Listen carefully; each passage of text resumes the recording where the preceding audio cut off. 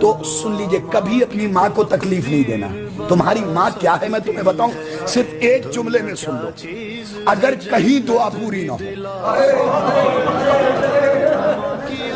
کہیں نہ پوری ہو، اپنی ماں کی قبر پہ جاؤ اور اس قبر پہ ہاتھ رکھے، اتنا کہو اماں دعا پوری نہیں ہو رہی۔ میں نے اپنی آنکھوں سے روایت پڑھی ہے کہ وہ فوراً عرش کا پایا پکڑ کے کہتی ہے میرے معبود میری نیکیاں لے لے لیکن اس کی دعا پوری